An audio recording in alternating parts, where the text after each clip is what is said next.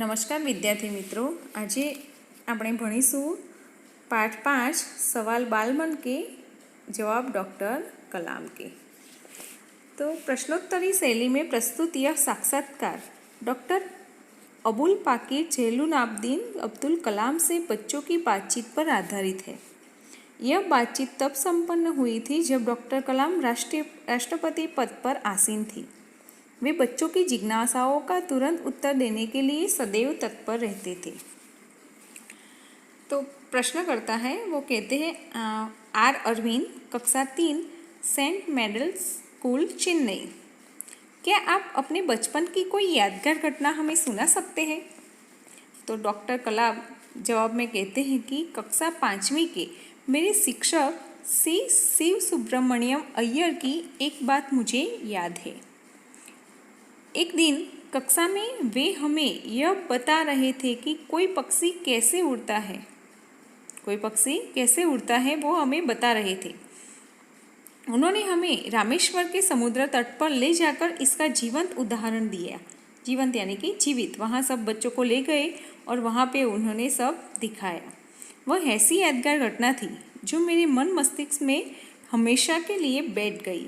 इसी से मुझे आगे विज्ञान पढ़ने की प्रेरणा मिली। प्रश्न करता है सरयू मकर, कक्षा 5, वाल्मीकि नगर हिंदी माध्यमिक शाला, नागपुर।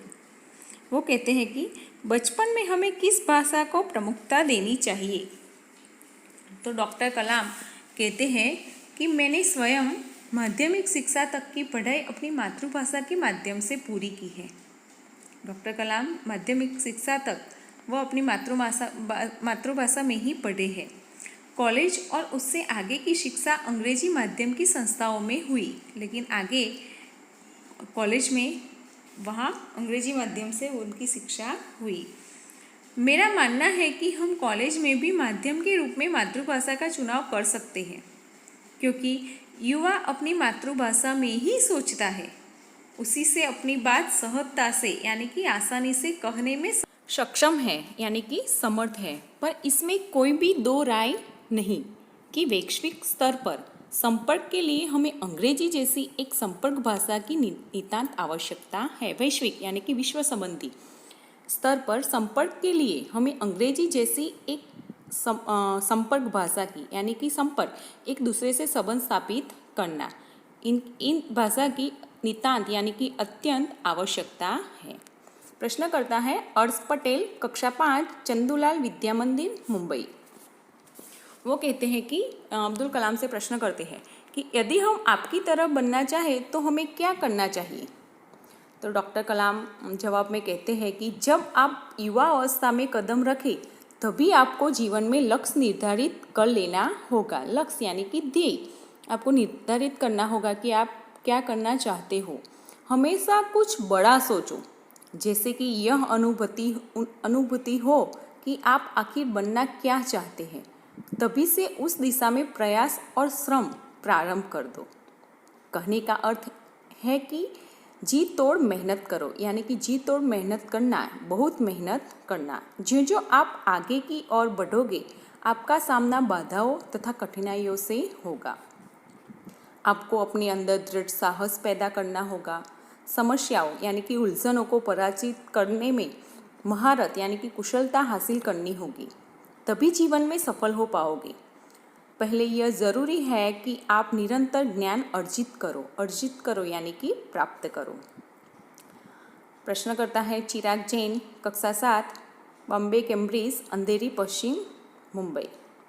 कहते हैं कि वह कौन सी बड़ी चुनौती है जिसका सामना हमें आज करना पड़ रहा है?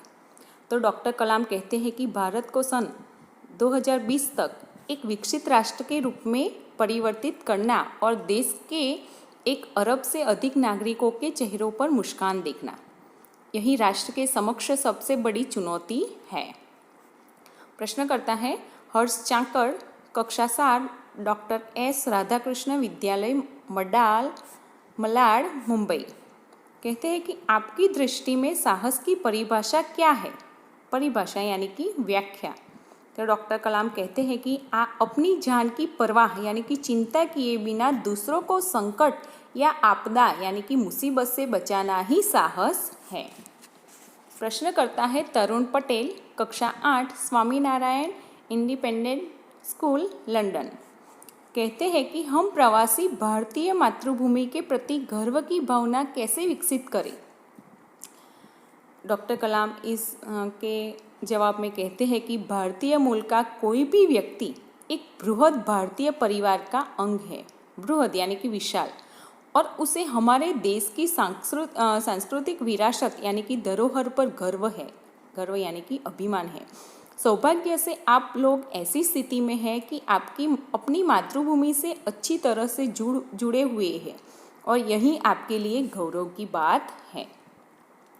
प्रश्न करता है सत्यम, कक्षा 10, जिला स्कूल, मुंगेर। कहते हैं कि जो भी बच्चे आपसे मिलते हैं वे कहते हैं कि वे एक प्रसिद्ध वैज्ञानिक, इंजीनियर, डॉक्टर आदि बनना चाहते हैं, पर किसान, मजदूर और कलाकार भी किसी राष्ट्र के लिए उतने ही महत्वपूर्ण हैं। हम ऐसे ही परिवारों से आते हैं। हमारे लिए आपका क्या संदेश है?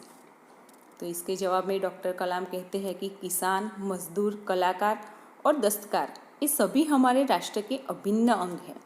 राष्ट्र निर्माण में हमें उन सभी की सेवाओं की समान रूप से दरकार है।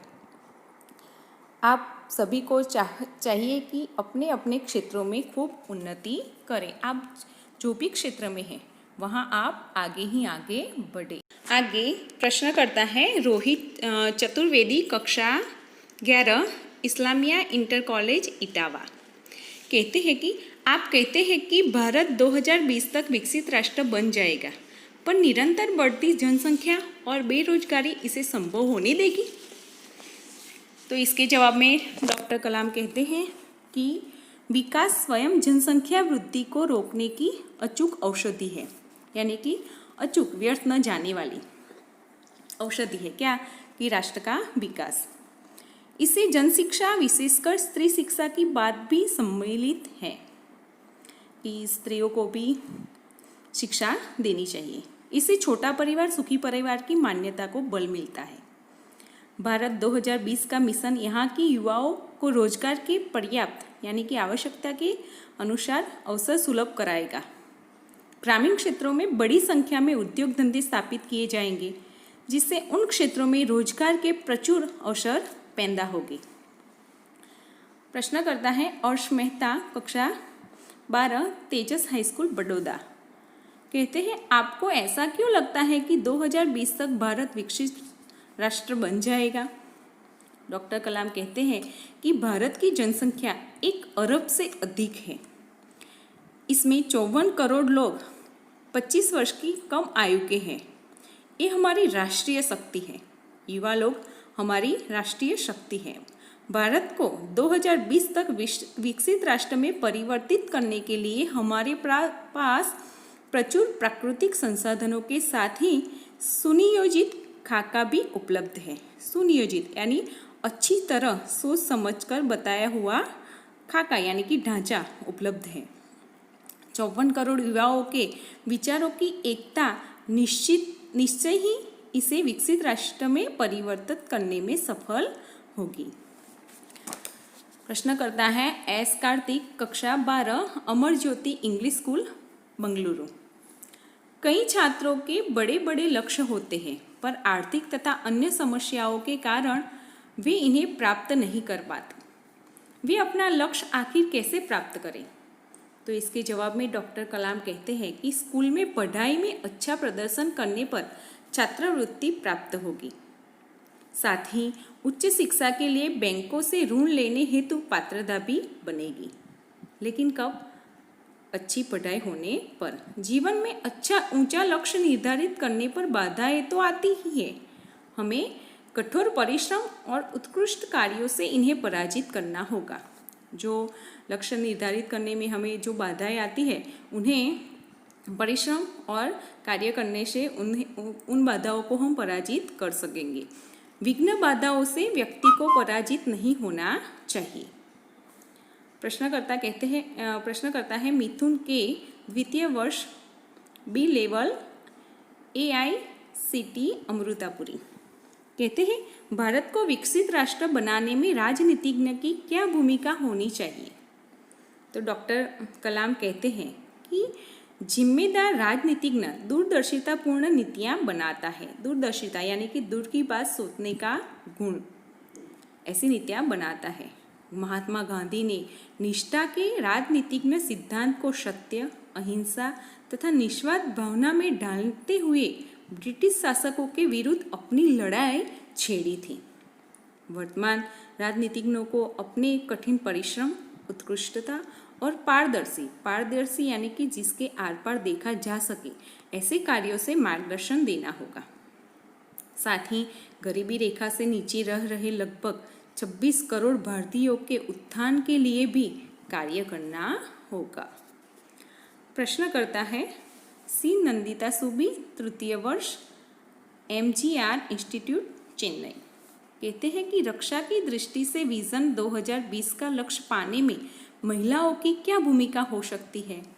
तो इसके जवाब में डॉक्टर कलाम कहते हैं कि विजन 2020 में रक्षा अनुप्रयोग के क्षेत्र की महत्वपूर्ण प्रौद्योगिकियों के विकास पर विचार किया गया है। राष्ट्रीय सुरक्षा की बात भी विजन 2020 का एक अभिन्न अंग है। सशस्त्र सेनाओं में नियुक्ति के लिए पुरुष और महिला के आधार पर कोई भेदभाव नहीं किया जाता। तीनों सेनाओं में पर्याप्त महिला अधिकारी नियुक्त हैं। हमारी तीनों सेनाओं में महिलाएं हैं। राष्ट्रीय रक्षा क्षमताओं में वृद्धि के लिए महिलाएं उच्च स्तरीय सामरिक यानी कि युद्ध से संबंध रखने वाली सेना बहुगुणक यानी कि बहुत महत्वपूर्ण उपकरणों पर कार्य करके भी अपना सहयोग दे सकती है। प्रश्न करता है, जोधपुर दौरे पर डॉक्टर कलाम से एक बच्चे द्वारा पूछा गया प्रश्न, क्या हम अति विशिष्ट व्यक्तियों के दौरे पर हो रहे अनावश्यक खर्चे कम नहीं कर सकते? तो डॉक्टर कलाम कहते हैं कि तुमने इस मंच पर एक बड़ी सी कुर्सी देखी होगी। वह कुर्सी अब यहाँ पर नहीं है। ठीक ऐसे ही अनुत्पादक यानी कि जो उत्पादन न करे चीज़ों पर हो रहे अनावश्यक खर्च भविष्य में नहीं होंगे। तो डॉक्टर कलाम हमारे वैज्ञानिक हैं और भूतपूर्व राष्ट्रपति थे। भारत के आधुनिक क्षेत्रकाशों के निर्माण तथा प्रक्षेपण में उनका बड़ा योगदान रहा है। तो कलाम बहुत ही सरल स्वभाव के व्यक्ति थे। बच्चों से उन्हें बड़ा लगाव था। इस पाठ में बच्चों ने उनसे विविध विषयों पर प्रश्न पूछे हैं और कलाम ने अनेक उत्तर दिए हैं।